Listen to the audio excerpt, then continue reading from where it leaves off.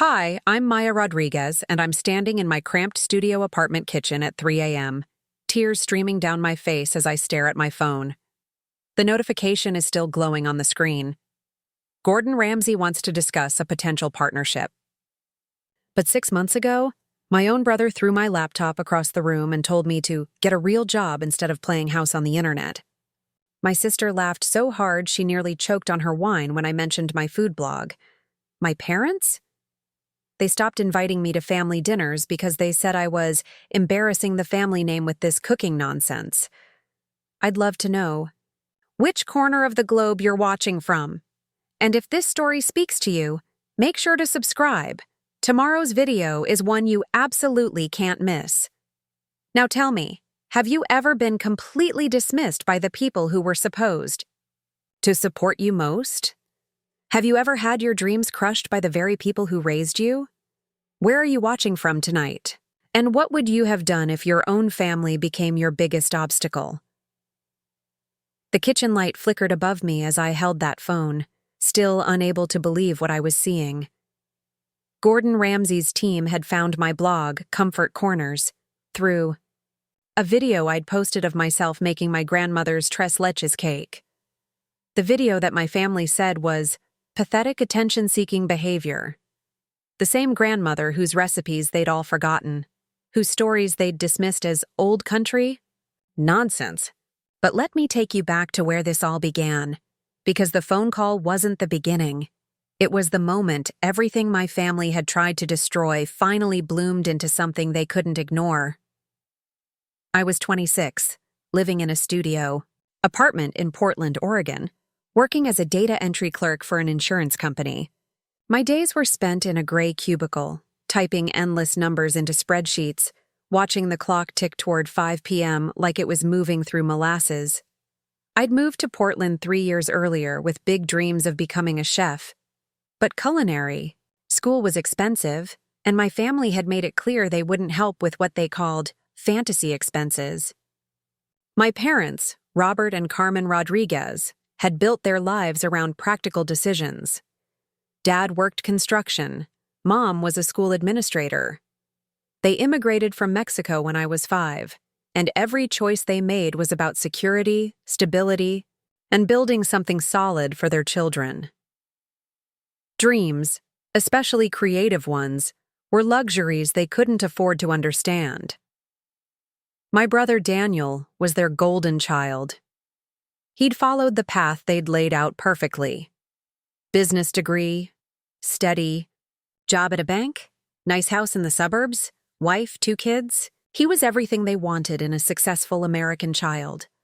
My sister Isabella had chosen medicine, was in her residency to become a pediatrician. Another safe, respectable, lucrative choice that made perfect sense to my parents. And then there was me, the youngest, the one who spent her childhood in the kitchen with Abuela Rosa, learning to fold tamales and listening to stories about the restaurant she'd owned back in Guadalajara before the family came north. The one who collected cookbooks instead of textbooks, who could tell you the difference between Mexican oregano and Mediterranean oregano, but couldn't explain why that mattered to anyone in my family. When Abuela Rosa passed away 2 years ago, I was the only one who cried during the funeral, not because the others didn't love her, but because I was the only one who understood what we'd lost. She wasn't just my grandmother. She was a cookbook of family history that was about to be closed, forever.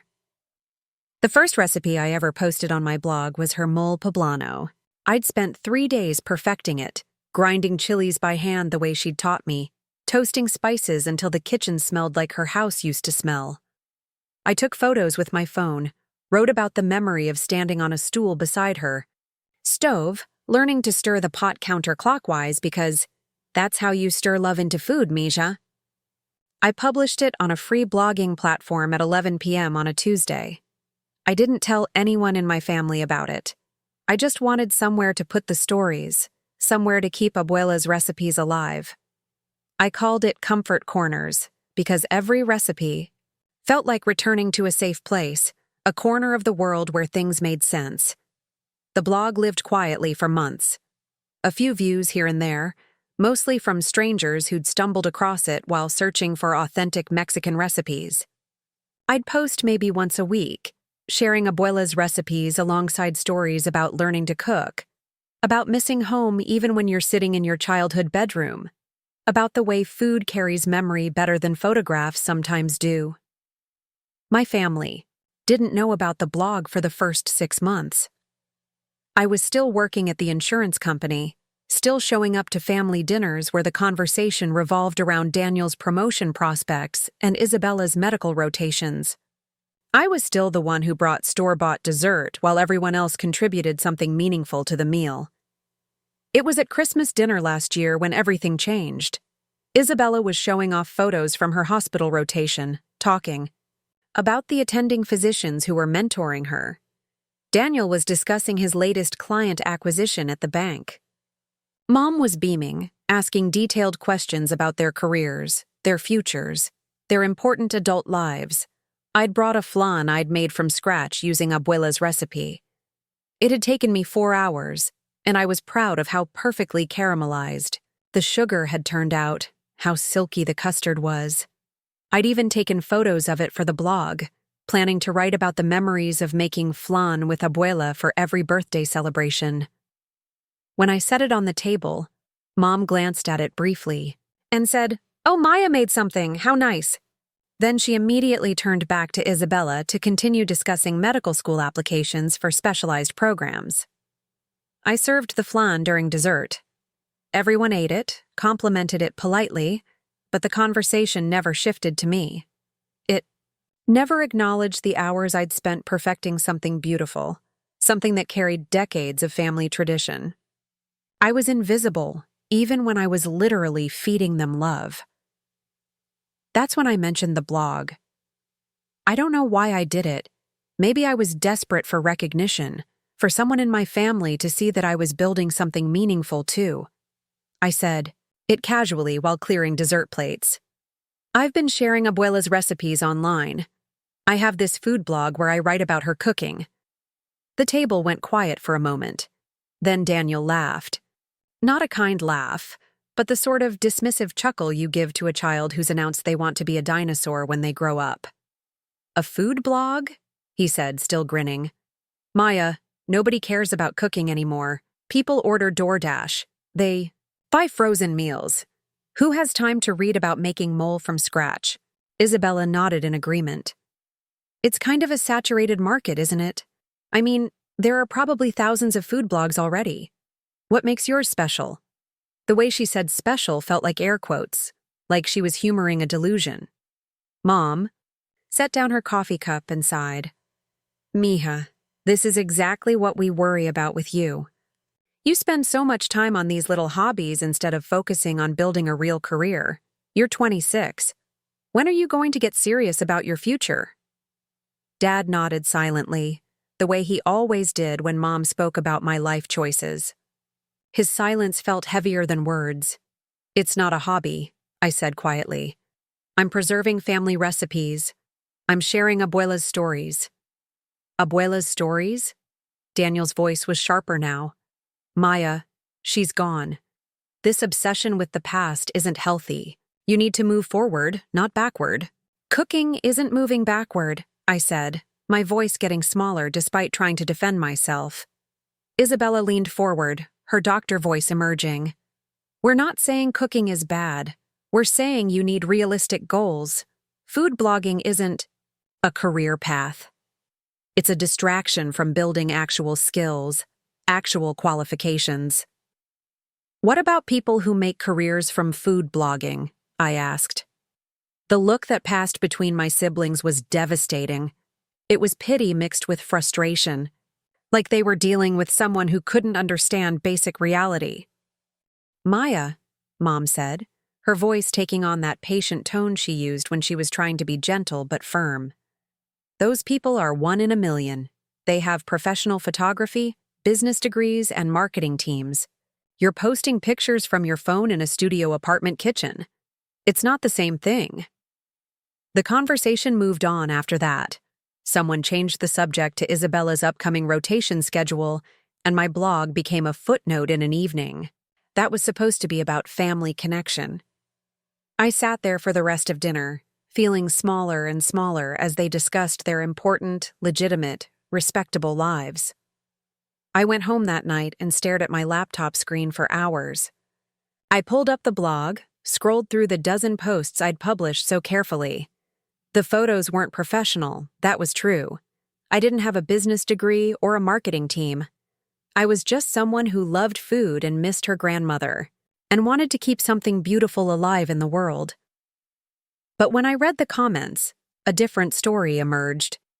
People from all over the country were sharing their own memories in response to my posts. A woman in Texas wrote about making tamales with her own abuela every Christmas. A man in Colorado shared a story about learning to make pozole from his mother-in-law before she passed away. People were connecting with the recipes, but more than that, they were connecting with the stories, the memories, the sense of preserving something precious. That night, I made a decision. I was going to prove them wrong. Not out of spite, exactly, but out of something deeper. I was going to show my family that the things they dismissed as worthless could actually touch people's lives. That abuela's stories mattered. That food could be a bridge between people, between generations, between the past and the future. I had no idea what I was setting in motion. I had no idea that in 6 months I'd be standing in this same kitchen, holding a phone call that would change everything. All I knew was that I wasn't going to let my family's limitations become my own. I opened my laptop and started typing the next post. It was about abuela's Christmas cookies, the ones shaped like stars that she'd make every December, the ones that tasted like cinnamon and love, and the promise that some traditions are worth keeping alive, even when the world tells you they don't matter. Especially when the world tells you they don't matter.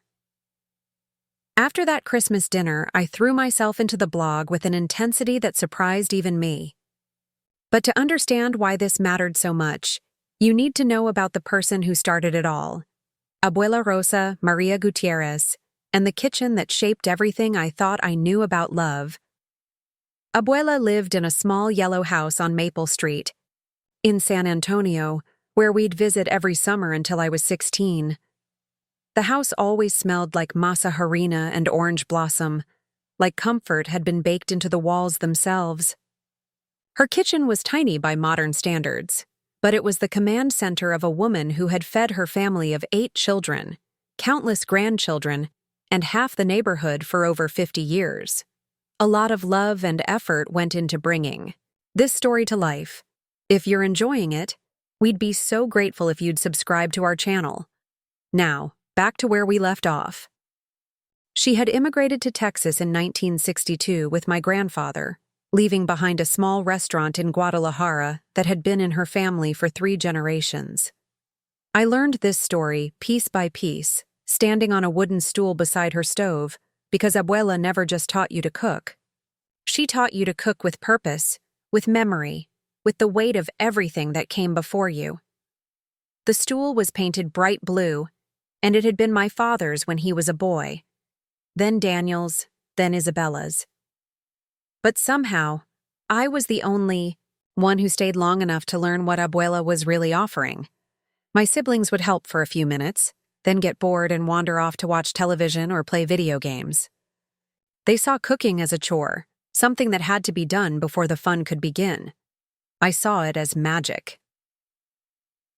When I was 7, Abuela taught me that garlic should be smashed with the flat side of a knife before chopping, because crushing releases more flavor than cutting alone. When I was 9, she showed me how to tell when oil is ready for frying by dropping in a single kernel of corn. If it dances, the temperature is perfect. When I was 11, she trusted me to make the roux for her gumbo, standing behind me with her hands covering mine on the wooden spoon, teaching me to stir in figure 8s, and never, ever stop moving, because a burned roux meant starting over, completely. These weren't just cooking lessons.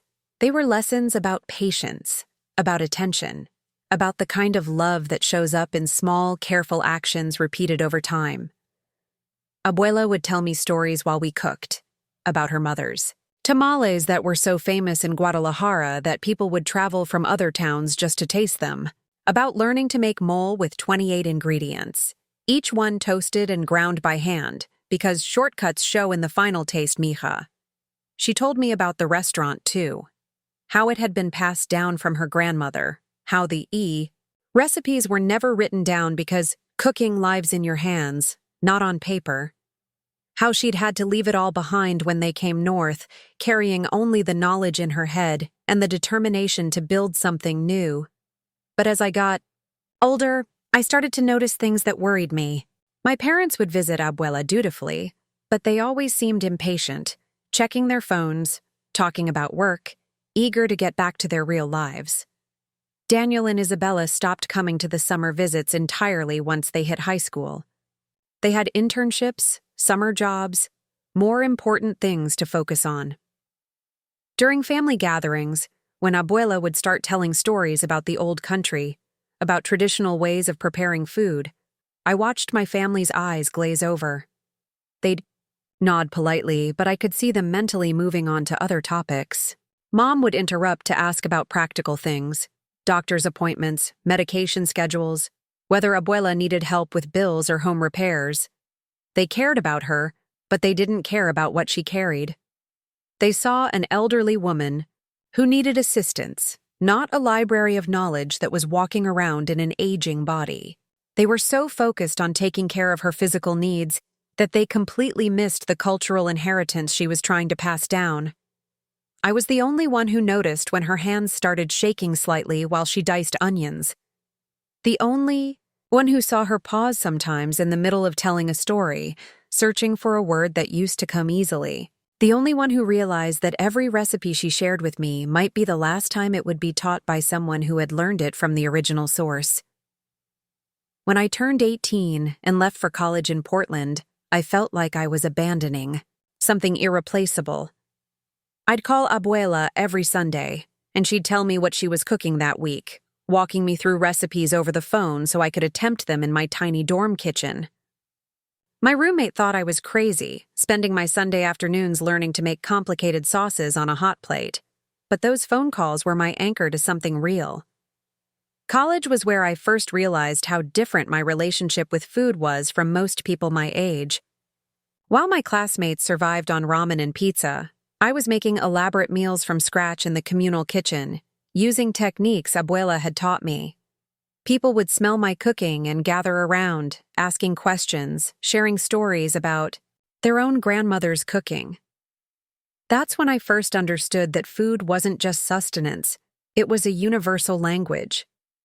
Everyone had a dish that meant home to them, a smell that could transport them back to childhood, a recipe that carried love from one generation to the next. But most people had lost touch with that knowledge. They remembered the taste, but not the technique. They had the hunger, but not the ability to satisfy it themselves. I started hosting dinner parties in my dorm, small gatherings where I'd cook Abuela's recipes and share the stories that came with them. Word spread, and soon I had people from all over campus showing up to these informal meals. International students who were homesick, American students who'd never tasted authentic Mexican food, professors who'd grown up on their own grandmothers, cooking, and hadn't had anything that good in years. These dinners became the highlight of my week. I loved watching people's faces when they tasted something that reminded them of home, or introduced them to flavors they'd never experienced before. I loved the conversations that started around the table, the way food became a bridge between people from completely different backgrounds. But when I'd call home and tell my family about these dinner parties, their response was always the same. "That's nice, Miga, but don't let it distract you from your studies." They saw cooking as a hobby, something pleasant but ultimately frivolous. They wanted me to focus on getting a degree that would lead to a stable job, preferably in an office, preferably with benefits and a retirement plan.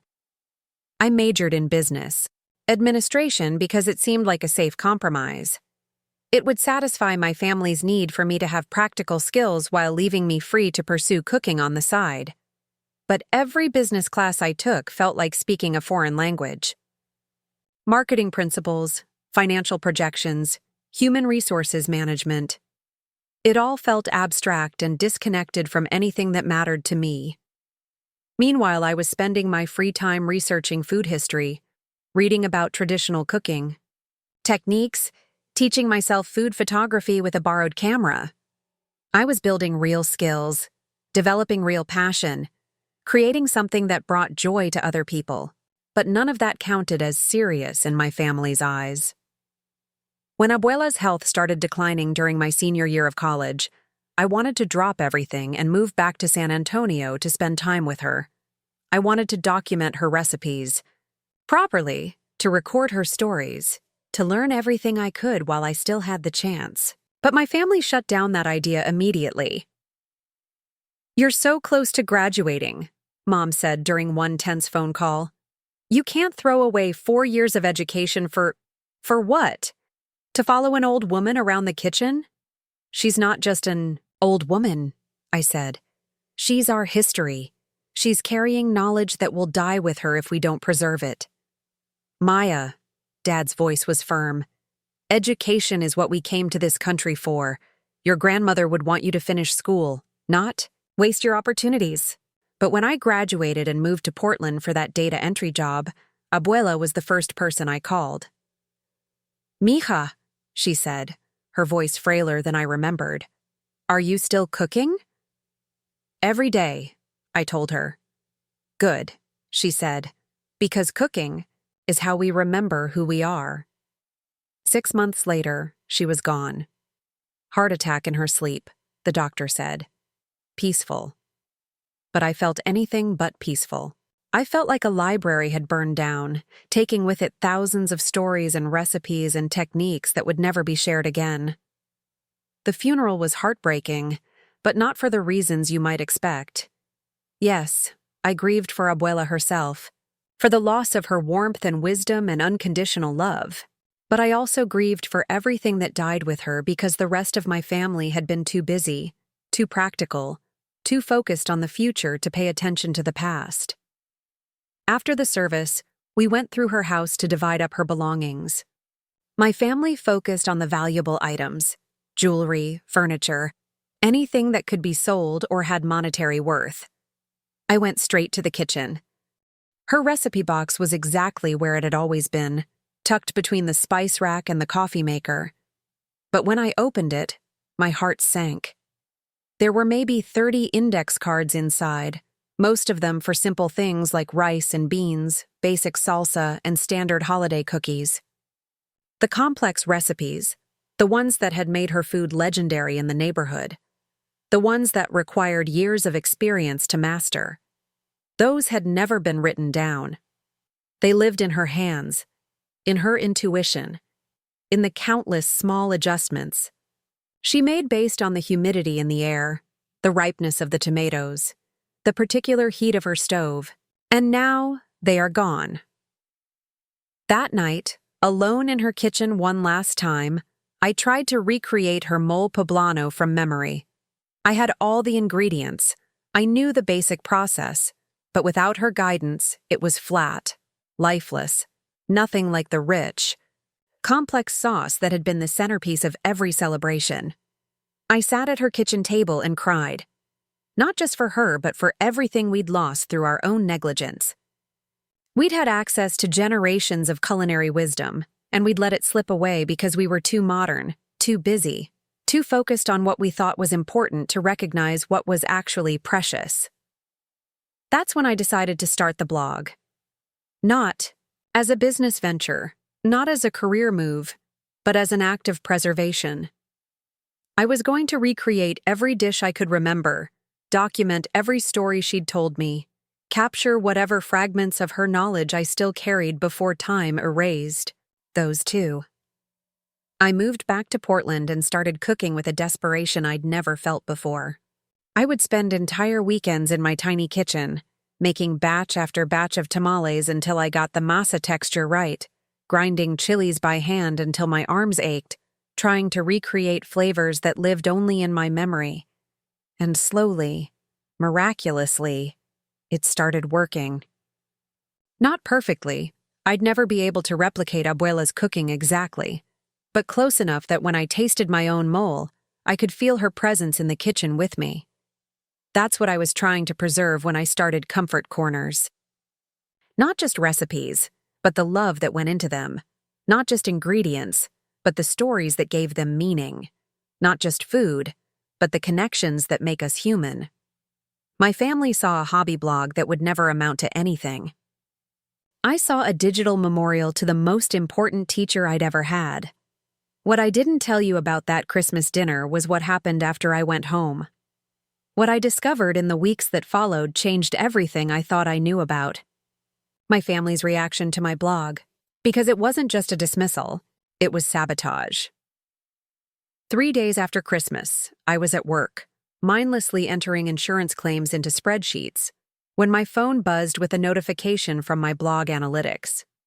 Someone had been spending a lot of time on my site, unusual for a Tuesday afternoon when most of my traffic came from people browsing recipes for weekend cooking projects. When I checked the visitor logs that evening, I found something strange. Multiple page views from the same IP address in San Antonio, my parents' neighborhood. Someone had spent hours clicking through every single post I'd ever published, reading every recipe, every story about Abuela, every memory I'd carefully crafted and shared with the world. At first, I felt a flutter of hope. Maybe someone in my family had decided to actually read what I'd been writing. Maybe they were beginning to understand what the blog meant to me, what I was trying to preserve. I imagined Mom sitting at her kitchen table, reading my post about Abuela's Christmas tamales, finally recognizing the value in what I was doing. I called her that evening, casual, fishing for information. "Hey Mom, how was your day?" "Oh, you know the usual. Paperwork at the school, grocery shopping. Nothing exciting. Did you happen to check out my blog? I posted a new recipe for Abuela's pozole verde last week." There was a pause. "No, mija. You know I'm not good with computers. But someone had been reading. Someone had spent 3 hours on my site, clicking through posts methodically, like they were conducting research. If it wasn't Mom, then who?" The answer came a week later, in the most devastating way possible.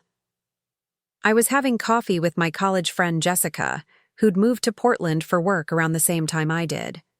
She was scrolling through her Facebook feed when she stopped suddenly, her expression shifting from casual browsing to confusion.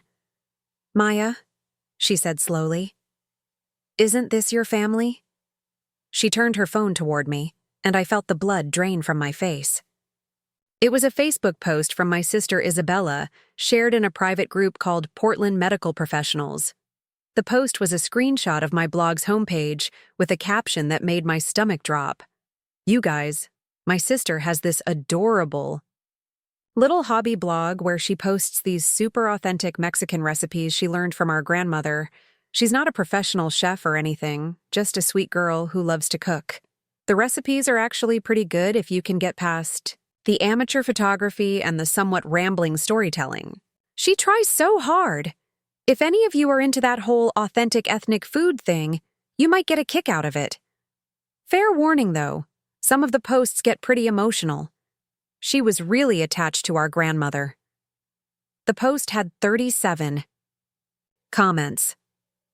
37 comments from medical professionals discussing my adorable hobby like I was a child playing dress-up. Some were kind. People saying the recipes looked delicious, that they'd try them over the weekend. But others were exactly what you'd expect from a group of highly educated professionals discussing someone's cute little project.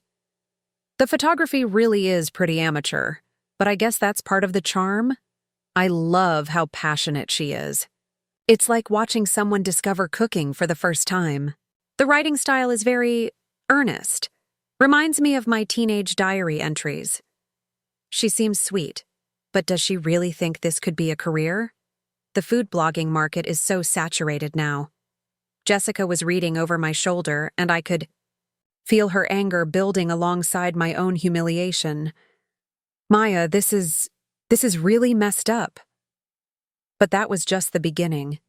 Over the next week, I discovered that Isabella's post had been the opening move in a coordinated campaign to help me by managing my expectations and steering me toward more realistic goals. Daniel had shared my blog in a banking professionals group with the caption, "My little sister thinks she's going to make it as a food blogger." The recipes are decent, but she has no idea how much goes into building a real food media business.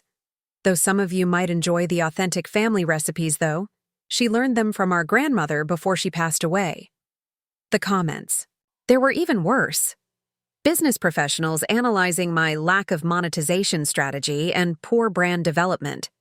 People discussing my content like I was a case study in naive entrepreneurship, praising my passion while dismissing any possibility that I might actually know what I was doing. But the most devastating discovery came when I found Mom's post in a private Facebook group for school administrators. She'd shared my blog with a long, thoughtful caption about supporting our children's interests while helping them maintain realistic expectations. My youngest daughter has started this cooking blog as a way to honor her grandmother's memory. It's become quite important to her, and while we want to be supportive, we're also concerned about her future prospects. She's spending so much time and energy on this project, but she doesn't have any formal culinary training or business experience.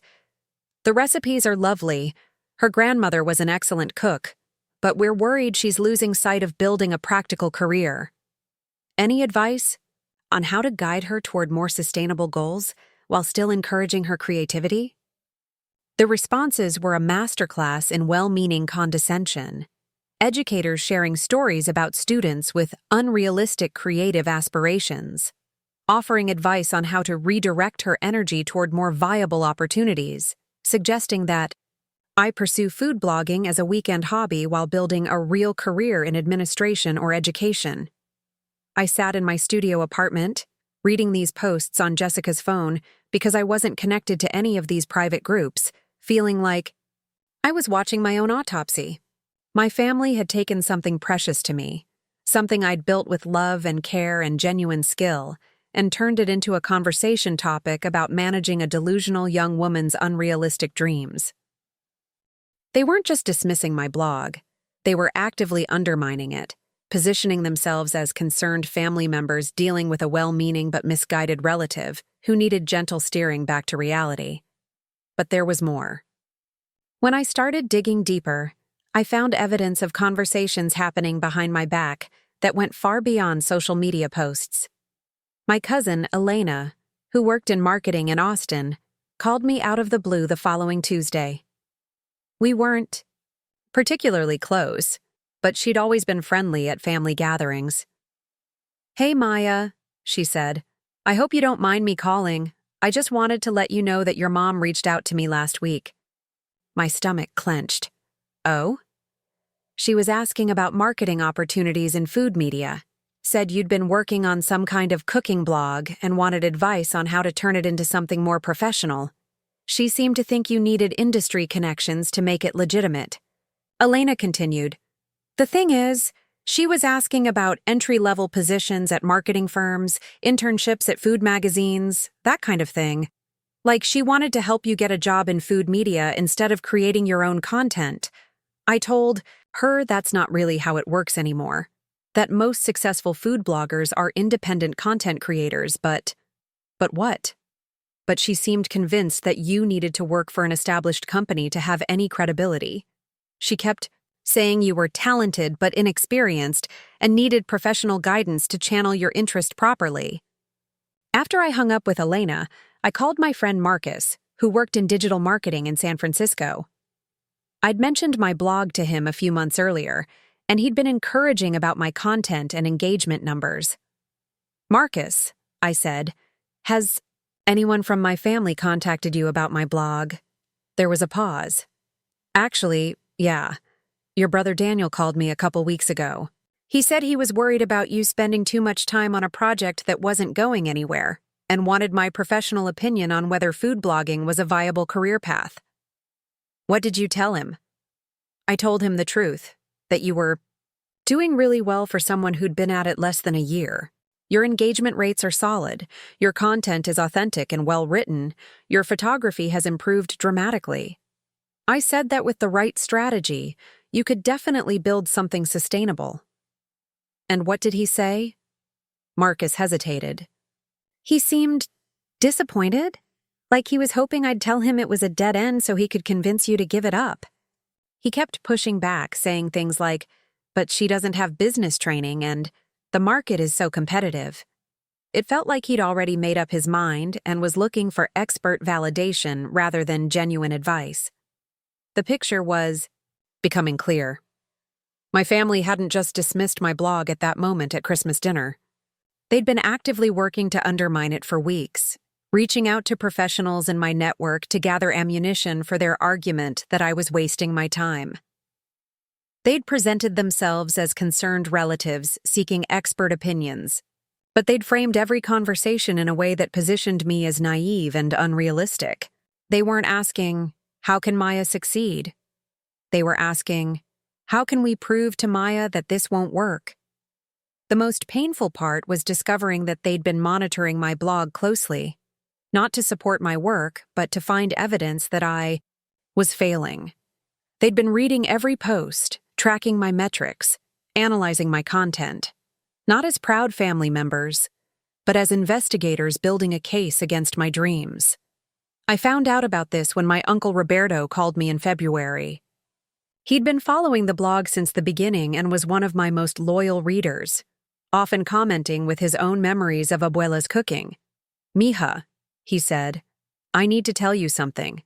At the family barbecue last weekend, your parents and siblings were talking about your blog." What were they saying? They were going through your posts on Daniel's phone, analyzing your view counts, your comments, comparing your numbers to some big food bloggers they'd looked up.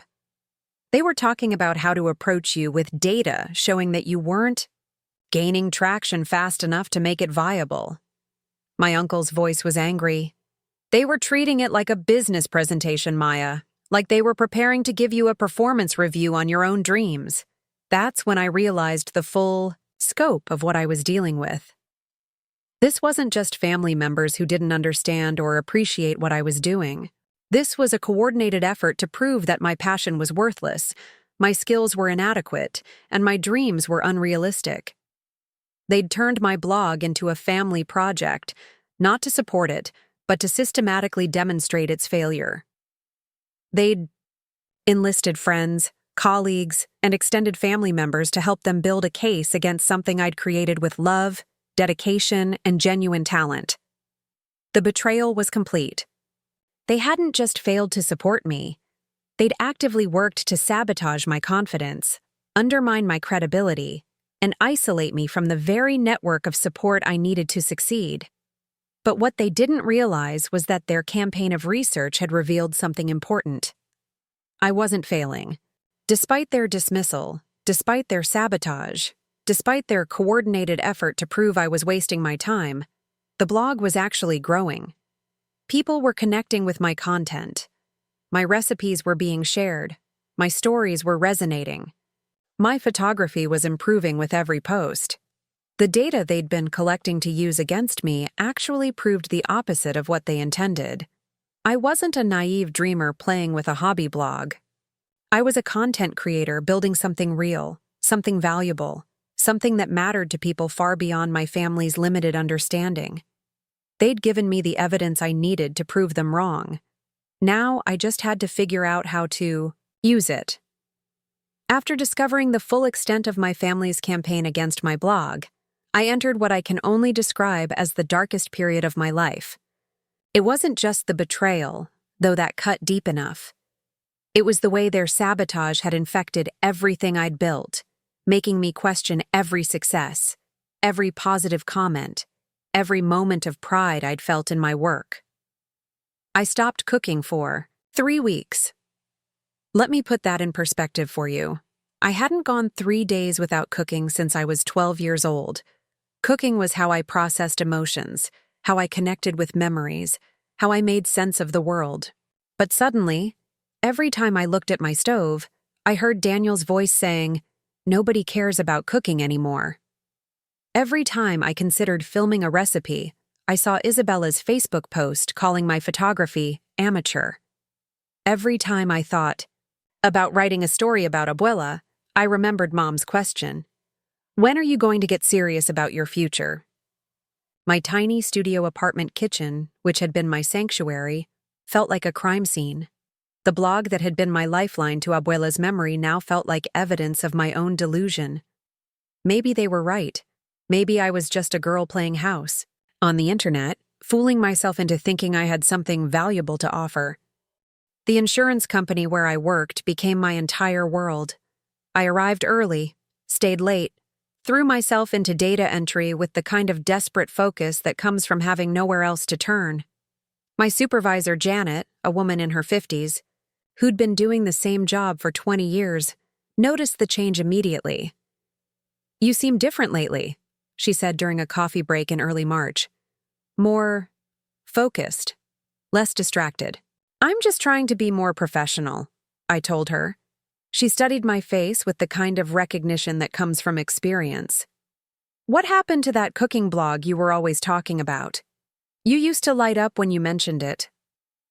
Shrugged. I realized it wasn't realistic. I'm focusing on building actual career skills now. Janet nodded slowly, but something in her expression looked almost sad. "That's probably smart," she said. But the way she said it made me feel like I'd just told her I'd stopped believing in magic. The worst part wasn't the work itself. Though entering insurance claims 8 hours a day felt like slowly drowning in spreadsheets. The worst part was how quickly I adapted to the numbness. How easily I fell into the routine of waking up, commuting, working, commuting, sleeping, repeating. How natural it felt to stop taking photos of my food, stop experimenting with recipes, stop writing stories that no one important wanted to read. My family, of course, was thrilled with this development. When I called Mom to tell her I was taking a break from the blog to focus on my career, the relief in her voice was unmistakable. "Oh, mija, that's wonderful news. I think you'll find that putting your energy into your job will open up so many more opportunities." Daniel was even more direct when he called a few days later. "I heard you're getting serious about work. Good for you, Maya. You're finally growing up." Their approval felt hollow, but it was still approval. For the first time in months, I wasn't disappointing anyone. I wasn't embarrassing the family name with my cooking nonsense. I wasn't wasting time on unrealistic dreams. I was being a practical, responsible adult. I was also dying inside. The breaking point came on a Tuesday in mid-March. I was at my desk, entering claim after claim into the computer system, when I received an email notification that someone had left a comment on my blog. I hadn't posted anything in 3 weeks, but people were still finding my old content. The comment was from a woman named Sarah in Michigan. "I just made your abuela's mole recipe for my daughter's quinceañera. It was absolutely perfect, rich, and complex and full of love." My own grandmother passed away before she could teach me her recipes, so this felt like getting a piece of that connection back. "Thank you for preserving these beautiful traditions and sharing them with the world. Your writing made me cry in the best way possible." I stared at that comment for a full 5 minutes, sitting in my gray cubicle under fluorescent lights, surrounded by the clicking of keyboards and the hum of office air conditioning. This woman had made abuela's mole for her daughter's quinceañera. She'd connected with something I'd shared, found meaning in a story I'd told, used knowledge I'd preserved to create a memory for her own family. And I was sitting there entering insurance claims, pretending that work didn't matter. That night, I went home and tried to cook abuela's mole for the first time since before Christmas. But my hands had forgotten the rhythm. I burned the chiles, oversalted the sauce, and couldn't get the consistency right. The dish that had once been my masterpiece, the recipe that had launched my blog, came out flat and lifeless.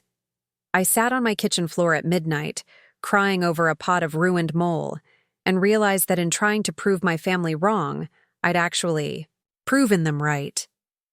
I'd abandoned the thing that made me who I was. I'd let their voices become louder than my own passion. I'd chosen their definition of success over my own sense of purpose. But it got worse before it got better. The next week, my cousin Elena called with news that felt like a final nail in the coffin. "Maya, I don't know if I should tell you this, but I thought you should know. Your mom called me again." What did she say? She was asking if I knew any entry-level positions at food magazines or marketing companies that might be a good fit for you. She said you'd gotten the cooking thing out of your system and were ready to pursue something more professional in the food industry. I felt something break inside my chest.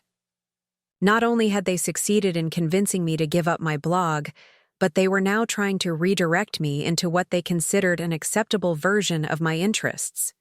A safe, corporate employee version where someone else would control my creativity and someone else would profit from my passion. "Elena," I said, my voice barely steady, "did you tell her that I never asked for any of this?" "I tried to, but she seemed convinced that you were just too proud to ask for help directly. She said the family was worried about you wasting your talents and wanted to make sure you had professional opportunities in food media." After I hung up, I walked to my laptop and looked at my blog for the first time in weeks. The analytics showed that people were still visiting daily, still reading my old posts, still leaving comments. The most recent was from yesterday. A man in Arizona who'd made my abuela's pozole recipe for his wife's birthday because she was Mexican-American and missed her own grandmother's cooking. "This tasted exactly like what I remember from childhood visits to my abuela's house in Tucson," he wrote. "Thank you for keeping these traditions alive. The world needs more people like you. The world needs more people like you." I closed the laptop and made a decision that surprised even me. I called in sick to work the next day, then did something I hadn't done since Abuela passed away. I drove to San Antonio. The yellow house on Maple Street was empty now, had been sold to a young family who'd painted over the bright colors and replaced Abuela's garden with decorative rocks. But I sat in my car across the street for an hour, remembering the summers I'd spent in that kitchen, the lessons I'd learned, the love I'd absorbed through food and stories and patient hands guiding. Mine on wooden spoons. What would Abuela think of what I'd become? What would she say about me abandoning the recipes she'd trusted me to preserve? What would she think about me choosing my family's approval over my own calling? I drove to the cemetery next, sat beside her grave with a thermos of coffee and the courage to finally be honest with myself. I was miserable. I was wasting my life trying to fit into a shape that would never fit. I was betraying everything she'd taught me about love, tradition, and the importance of keeping beautiful things alive in the world. But more than that, I was betraying the people who'd found meaning in my work. The readers who'd connected with my stories, who'd made my recipes for their own celebrations, who'd found comfort in the traditions I'd shared. They deserved better than a creator who'd given up at the first sign of family disapproval. I spent 3 days in San Antonio, visiting the places that had shaped me, reconnecting with the memories that had inspired my blog in the first place. I ate at the restaurants where Abuela used to take me, walked through the markets where she'd taught me to select the best chiles, sat in the plaza where she'd told me stories about her own childhood. On my last morning there, I drove past the spot where her restaurant used to be. It was a chain coffee shop now, all modern lines and corporate branding, nothing left of the family business that had once fed the neighborhood for decades. But standing there, I understood something I'd been too hurt and confused to see before. Abuela's restaurant was gone, but her recipes lived on in my blog. Her stories lived on in my writing. Her techniques lived on in the videos I'd made. I wasn't just preserving her memory for myself, I was keeping an entire cultural tradition, alive for anyone who wanted to learn. My family saw a hobby. The world saw a bridge to something they'd lost. When I got back to Portland, I didn't go to work. I went straight to my apartment, opened my laptop, and began writing the most honest post I'd ever written. I called it Why I Almost Gave Up and Why I'm Not Going to. I wrote about Abuela, about the pressure to be practical, about the fear that maybe I wasn't good enough to make this work. I wrote about the comments from readers that had saved me, about the responsibility I felt to the traditions I'd inherited, about the choice between safety and purpose. I wrote about realizing that success isn't measured by your family's approval, but by the impact you have on the world.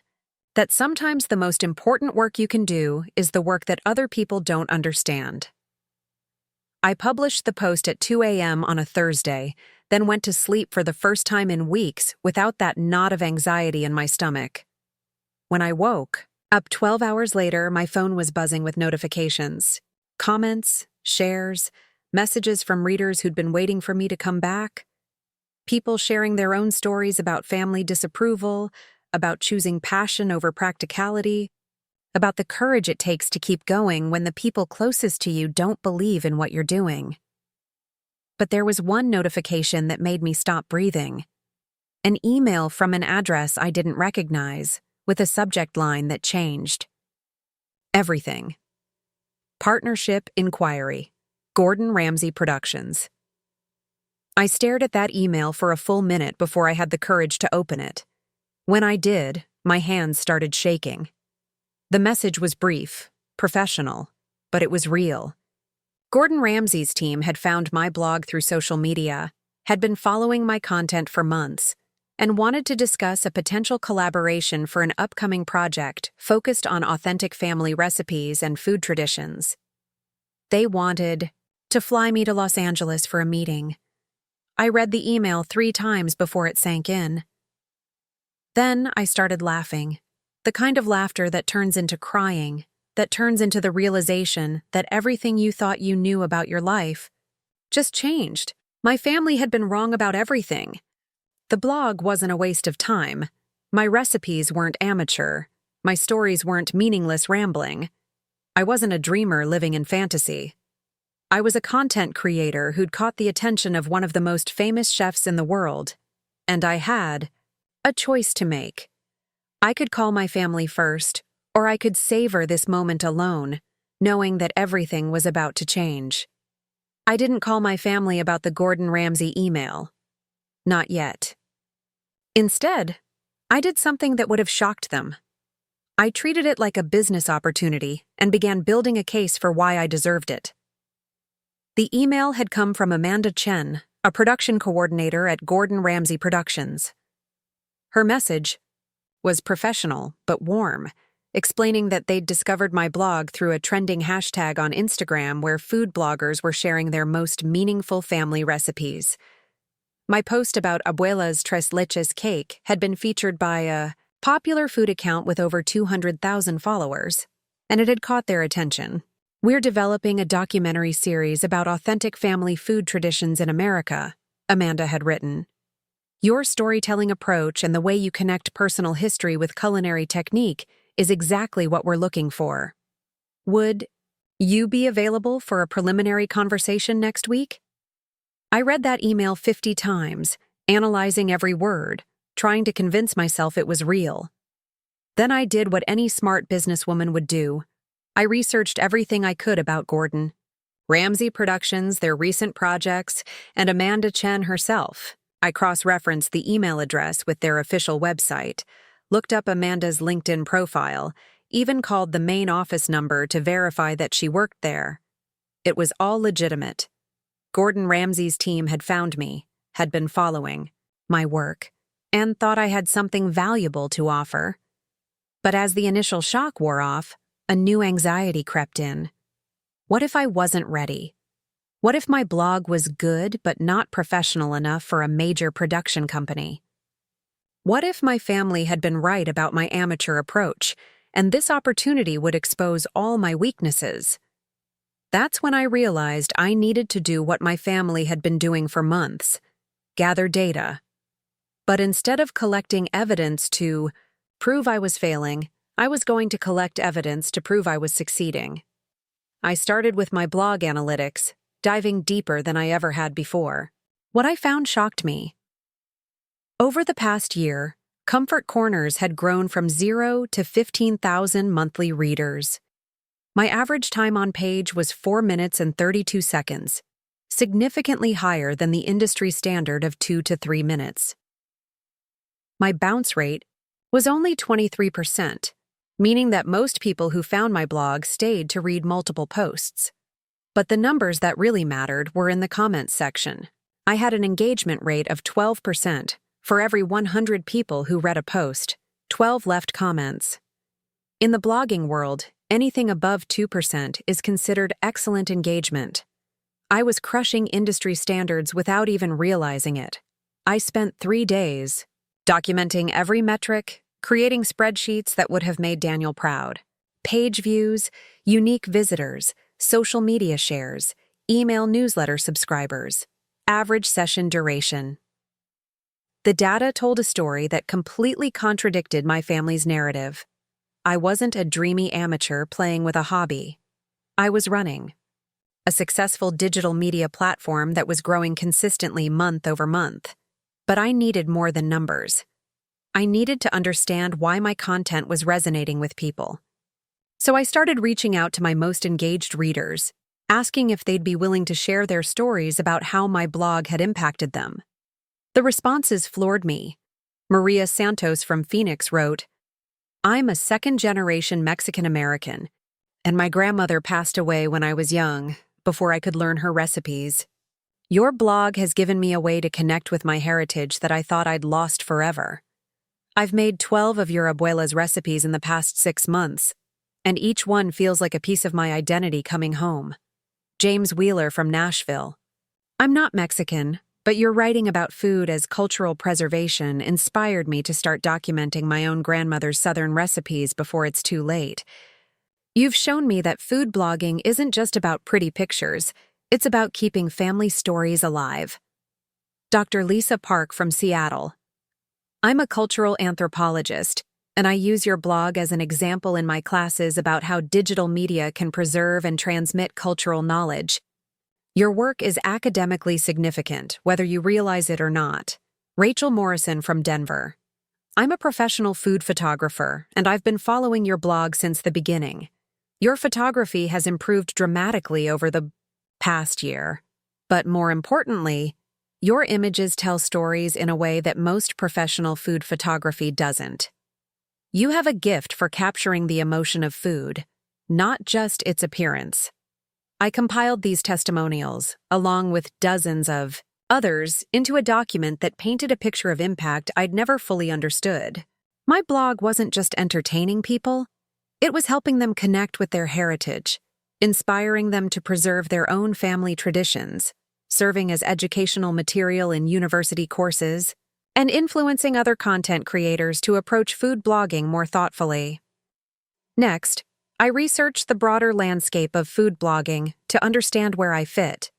I analyzed the top 50 food blogs in terms of traffic and engagement, studying their content strategies, posting schedules, and monetization approaches.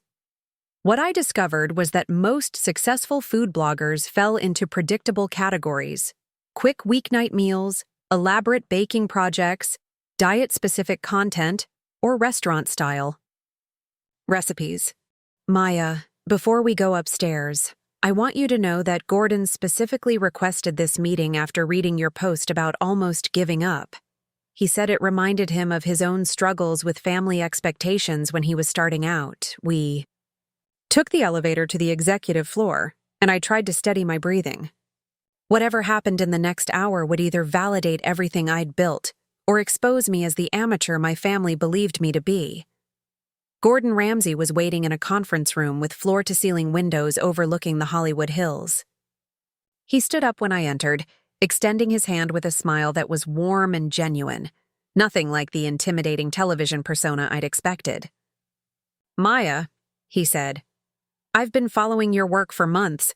Your approach to storytelling through food is absolutely brilliant." I managed to thank him without my voice shaking, and we sat down at a polished wooden table where my blog posts were printed out and spread across the surface like a presentation deck. Seeing my work displayed in a professional setting, being discussed by one of the most successful people in the food industry, Felt like an out-of-body experience. "Tell me about your grandmother," Gordon said, leaning forward with genuine interest. "The way you write about her, it's clear she was more than just a cook. She was a cultural keeper." For the next 20 minutes, I found myself sharing stories about Abuela Rosa that I'd never told anyone, not even in my blog posts. Gordon listened intently, asking thoughtful questions about technique, about the emotional significance of particular dishes, about the challenge of preserving traditions in a modern world. "This is exactly what we're looking for," he said finally. "Food media is saturated with quick recipes and trendy ingredients, but very few people understand that the most powerful stories happen when food becomes a bridge between generations." Amanda opened a folder and pulled out a contract outline. "We'd like to feature you as a primary subject in 3 episodes of our upcoming series, Roots, America's Kitchen Stories. You'd work with our production team to recreate some of your grandmother's most significant recipes while sharing the family history behind them." I tried to process what I was hearing. 3 episodes. Primary subject: working with their production team. "Additionally," Gordon continued, "we'd like you to serve as a cultural consultant for the entire series. Your understanding of how food carries cultural memory is exactly the perspective we need to make sure we're honoring the traditions we're documenting." The financial terms they outlined were more than I made in 6 months at the insurance company. But more than the money, they were offering me a platform to share Abuela's stories with millions of viewers, to showcase authentic Mexican cuisine at the highest level of food media, to prove that preserving cultural traditions wasn't just hobby content. It was valuable, important work. "I need to ask," I said, my voice steadier than I felt. "What made you reach out to me specifically? There are thousands of food bloggers with larger followings." Gordon's answer changed everything I thought I knew about success in the digital age. "Followers don't mean impact," he said. "We analyzed engagement rates, comment quality, and audience retention across hundreds of food content creators. Your numbers in terms of meaningful connection with your audience are extraordinary. People don't just consume your content, they're changed by it." He pulled out his phone and showed me a screenshot of a comment thread on one of my Instagram posts. "Look at this. A woman in Texas made your abuela's tamales for her daughter's wedding, then posted about how the recipe helped her feel connected to her own lost heritage. That's not just engagement, that's transformation." Amanda nodded. "We track metrics that most people don't even think about. Time spent reading, return visitor rates, social media shares with personal commentary, recipe recreation attempts. You score in the top percentile across every measurement that indicates real influence." I felt something shift inside my chest. All those nights I'd worried that my follower count wasn't growing fast enough, that my photography wasn't as polished as other bloggers, that maybe my family was right about my amateur approach. All of that anxiety dissolved in the face of professional validation from the highest level of the industry. "There's one more thing," Gordon said, reaching into his briefcase. "We'd like to discuss book publishing opportunities. Your stories about your grandmother, combined with her recipes and your photography, would make an extraordinary cookbook. We have connections with major publishers who would be very interested." A cookbook. With major publishers. Professional photography. National distribution. The meeting lasted 2 hours, ending with me signing a letter of intent and scheduling follow-up calls with various members of their team. As I walked out of the office building into the bright California sunshine, I felt like I was living in someone else's life. But the most satisfying moment was still ahead of me. I spent the afternoon in my hotel room, organizing documentation of everything that had happened. I photographed the signed letter of intent, the contract outlines, the business cards I'd collected. I wrote detailed notes about every conversation, every professional compliment, every indication that my work was valued at the highest levels of the food industry. Then I crafted an email to my family that I'd been mentally composing for months. "Hi everyone," I wrote. "I wanted to share some exciting news about my food blog. The one you've been so concerned about. I'm writing this from Los Angeles, where I just finished a meeting with Gordon Ramsay and his production team. I attached photos from the meeting, screenshots of the contract terms, and documentation of the publishing opportunities. I explained the scope of the documentary series, the cultural consultant role, and the book deal discussions. I know you've all been worried about my unrealistic career path and my amateur approach to food blogging. I hope this helps clarify that the work I've been doing is not only sustainable, but has attracted attention from the highest levels of the industry. I paused before adding the final paragraph, knowing it would sting but needing to be said. I appreciate your concern for my future, but I've realized that your definition of success and mine are fundamentally different. You measure success by traditional employment and conventional career paths. I measure it by impact, authenticity, and the ability to preserve something meaningful for future generations. Both approaches are valid, but I'm following mine. I sent the email at 6 p.m. Pacific Time, knowing it would reach them during dinner, on the East Coast. My phone started ringing within minutes. Daniel called first, his voice tight with what sounded like forced enthusiasm.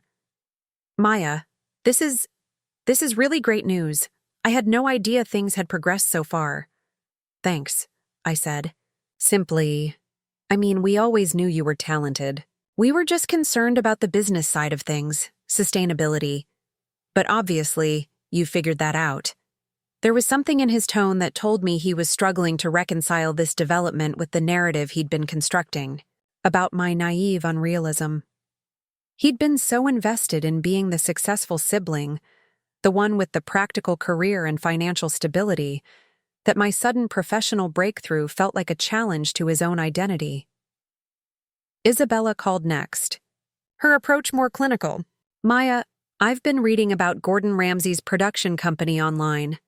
This is actually a really impressive opportunity. The documentary series he's developing has significant cultural impact potential. I know, I said. I researched it thoroughly before the meeting. Of course you did, she said, but there was something defensive in her voice. I just want to make sure you understand the business implications. Media partnerships can be complicated. I almost laughed. 6 months ago, she dismissed my blog as amateur rambling. Now she was concerned about me navigating complex media partnerships, as if I were a child who'd stumbled into something too sophisticated for me to understand. Mom called last, and her reaction was the most revealing of all. Mija, she said, her voice careful and controlled. This is wonderful news. I'm so proud of you. Thank you. I hope you know that we were never trying to discourage you. We just wanted to make sure you were thinking practically about your future. But there was something else in her voice, a note of anxiety that told me she was realizing how wrong they'd all been and how their lack of support might have damaged our relationship permanently. I know you meant well, I said. But you spent months undermining my confidence and dismissing my work as worthless. You shared my blog in professional groups with commentary that positioned me as a naive dreamer. You reached out to my contacts to gather evidence that I was failing. The silence on the other end of the line was deafening. Maya, she said finally, we were just trying to help. No, I said, my voice steady but firm. You were trying to control. You were trying to force me into a version of success that made sense to you, regardless of whether it made sense to me. The conversation ended awkwardly, with promises to talk more later and expressions of family love that felt hollow after months of systematic dismissal. But the real vindication came over the next few days, as word of my partnership with Gordon Ramsay spread through the food blogging community. Industry publications reached out for interviews. Other content creators sent congratulatory messages. Food Network executives asked if I'd be interested in additional projects. Within a week, I had opportunities coming from directions I'd never even considered. A major spice company wanted to collaborate on a heritage recipe series. A cooking magazine offered me a monthly column. 3 literary agents reached out about book representation. The blog that my family had dismissed as a hobby was generating more professional opportunities than I could handle. The most satisfying moment came when my cousin Elena called with an update I hadn't expected. "Maya," she said, "I thought you should know. Your mom called me again yesterday." What did she say this time? Elena's voice was amused. She wanted to know if I had any contacts at major publishers or television networks. She said the family wanted to help support your new opportunities in any way they could. I closed my eyes and smiled. 6 months ago, they'd been reaching out to my network to gather evidence that I was failing. Now they were reaching out to my network to position themselves as supportive family members who'd always believed in my success. "What did you tell her?" "I told her that you seem to be doing just fine on your own," Elena said, "and that maybe the best way to support you would be to trust your judgment and stop trying to manage your career." The transformation was complete. I'd gone from being the family disappointment to being the family success story they wanted to claim credit for. But I wasn't interested in their retroactive support. I'd learned too much about myself, about my own strength, and about the difference between people who believe in you and people who want to control you. The girl who'd been told her dreams were unrealistic was now sitting on a career that exceeded anything she'd dared to imagine, and she'd built it exactly the way her family had told her was impossible, through authenticity, passion, and respect for cultural traditions. The evidence was overwhelming. The case was closed. Justice had been served. 6 months after that phone call from Gordon Ramsay's team, I'm standing in a professional television studio in Culver City, wearing a microphone pack and watching a crew set up lights around Abuela's blue wooden stool. The same stool where I learned to stir figure eights into roux, where I first understood that cooking was about love, not just technique. The documentary series, Roots: America's Kitchen Stories, premiered last month to critical acclaim and an audience of over 3 million viewers. My episodes, featuring Abuela's mole poblano, her Christmas tamales, and the tres leches cake that started everything, have been viewed more than any other segments in the series. Food and Wine magazine called my storytelling a masterclass in cultural preservation through culinary narrative. But the numbers, impressive as they are, aren't what transformed my life. What transformed my life was learning to trust my own voice, to value impact over approval, and to understand that sometimes the people who love you most can be the ones who understand you least. My book, Comfort Corners, Recipes and Stories from My Abuela's Kitchen, comes out next spring through a major publisher. The advance was enough for me to quit the insurance company, lease a proper studio space, and hire my first employee, a young videographer named Carlos who found me through the documentary and shares my passion for authentic cultural storytelling. The blog that my family dismissed as amateur rambling now reaches 200,000 monthly readers across 43 countries. I've received messages from Mexican families in Sweden using my recipes to teach their children about their heritage, from cooking schools in Japan incorporating my techniques into their curriculum, from food historians documenting my work as an example of digital cultural preservation. But the most meaningful transformation has been within my own family. The change didn't happen overnight. For weeks after the Gordon Ramsay announcement, our interactions felt forced and performative. My parents would call with overly enthusiastic questions about my exciting new career, speaking to me like I was a celebrity they were trying to impress rather than their daughter. Daniel would forward me articles about successful food entrepreneurs, as if he were suddenly my business mentor. Isabella would share my posts on her social media with captions about being so proud of my talented sister, conveniently forgetting the months she'd spent dismissing my work as unprofessional. The performative support felt almost worse than the original dismissal. At least their earlier criticism had been honest. This new dynamic felt like they were trying to rewrite history, to position themselves as having always believed in my success.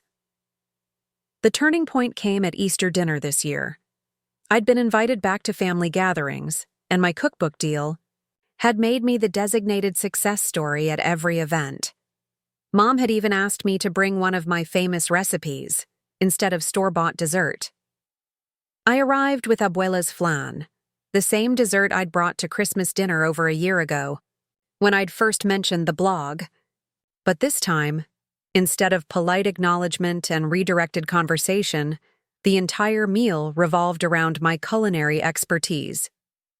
Everyone wanted to know about ingredients, techniques, whether I'd be opening a restaurant, if I'd ever consider catering family events professionally. The attention felt surreal, but also hollow. These were the same people who'd eaten my cooking for years without recognizing its quality, who'd dismissed my passion as worthless hobby behavior.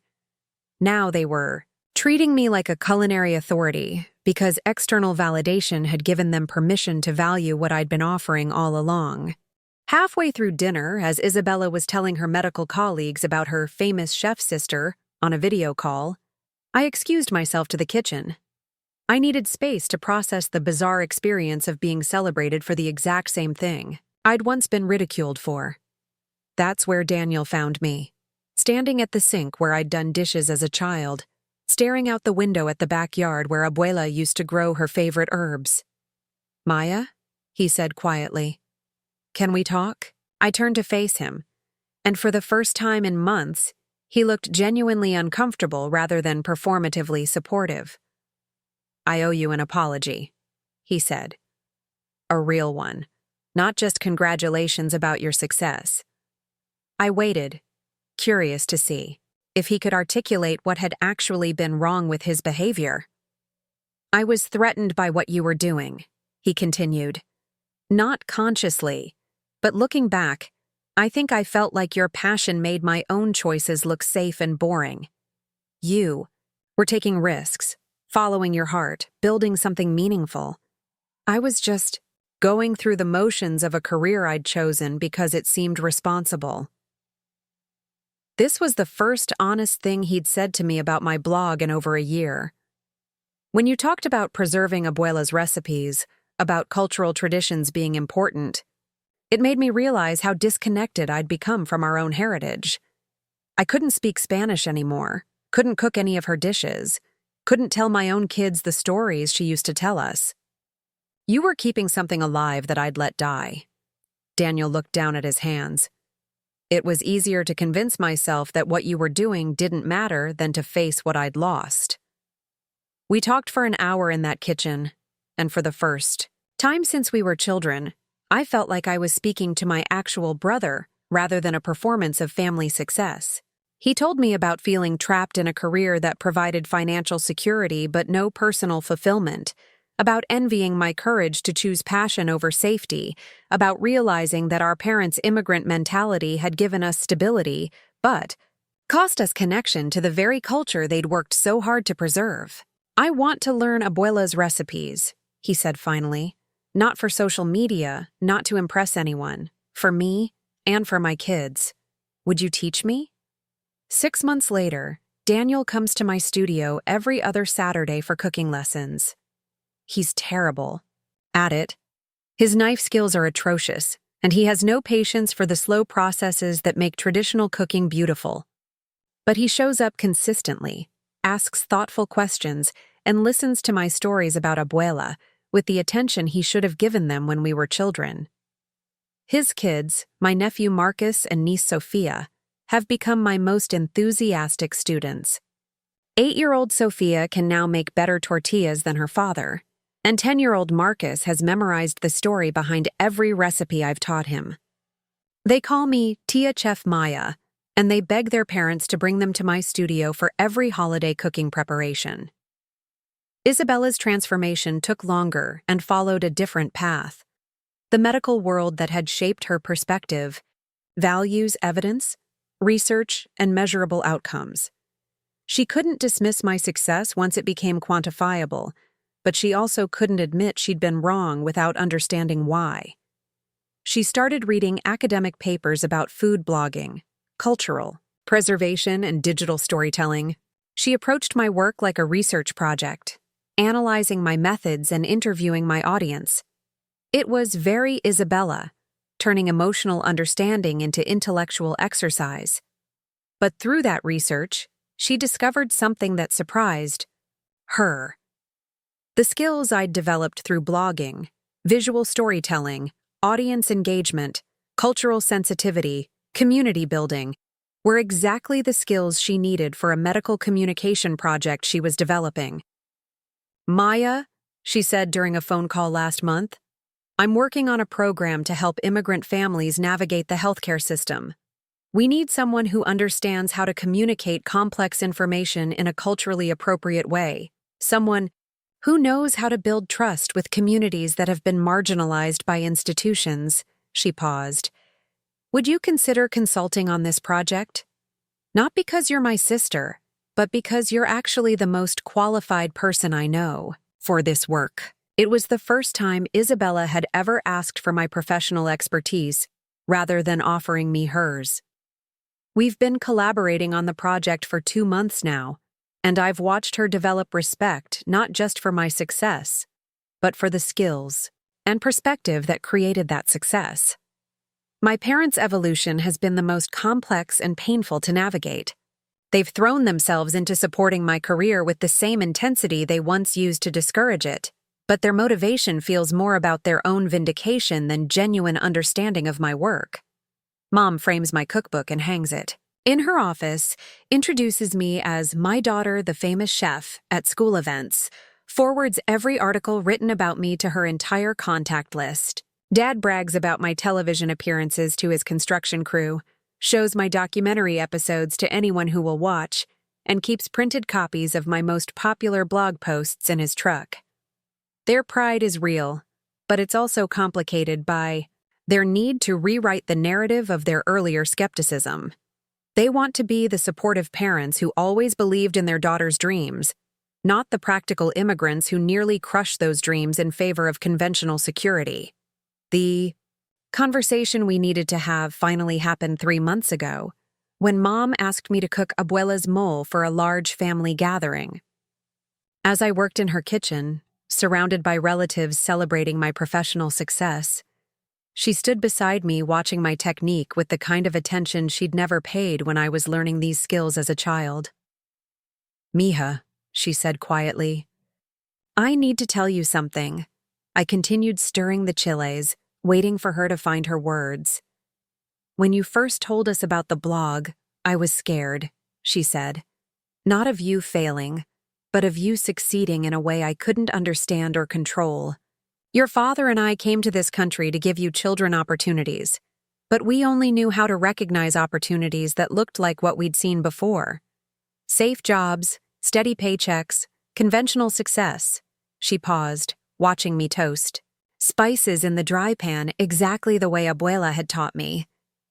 "What you were doing with the blog, preserving our traditions and sharing our culture, it was more important than anything your father and I had accomplished. But it was also more vulnerable, more uncertain. We thought we were protecting you from disappointment." Mom reached over and touched the wooden spoon I was using, the same one Abuela had used for 50 years. "I realize now that we weren't protecting you. We were protecting ourselves from having to admit that maybe our way wasn't the only way, that maybe our daughter was braver and wiser than we were." It was the apology I'd needed to hear, not for their initial skepticism, but for their active undermining of my confidence and their systematic campaign to prove I was failing.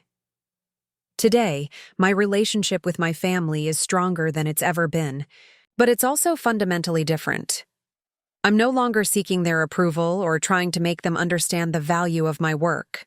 I've learned to separate their love for me from their ability to comprehend my choices. They're proud of my success now, but more importantly, I'm proud of myself regardless of their opinion. I've built something meaningful, touched lives across the globe, and preserved cultural knowledge that would have been lost forever. That work has value independent of anyone else's recognition. The studio where I work now is 3 times the size of my old apartment kitchen, with professional lighting, multiple camera angles, and enough space for the cooking classes I teach twice a week. But in the center of it all sits Abuela's blue stool, the one piece of equipment that matters more than any modern technology. Every morning when I arrive at work, I touch that stool and remember the little girl who stood on it to reach the stove, who listened to stories while learning to cook, who absorbed love through flour-dusted hands and patient instruction. That girl grew up to honor everything she was taught, even when the world told her it wasn't valuable enough to preserve. My blog now generates enough revenue to support not just my own career, but scholarships for culinary students from immigrant families, grants for community members who want to document their own heritage recipes, and funding for cultural preservation projects that might otherwise go unfunded. Comfort Corners has become more than a food blog. It's become a platform for cultural storytelling, a bridge between generations, and proof that authentic passion can create sustainable success when you have the courage to trust your own vision. The girl who was told her dreams were unrealistic now employs 5 people, owns her own business, and has contracts lined up through 2027. But more than that, she's kept alive the memory of a woman who understood that cooking is never just about food.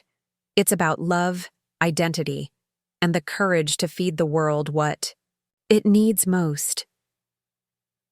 Standing in my studio this morning, preparing for another day of work I'm passionate about, I can almost hear Abuela's voice. Cooking is how we remember who we are, mija. I remembered, and now millions of other people remember too. Looking for more? We've got 2 amazing stories ready for you right on screen. If this one touched you, these are absolutely worth your time. Click to watch them now. And hey, subscribe and hit that bell to never miss our latest uploads.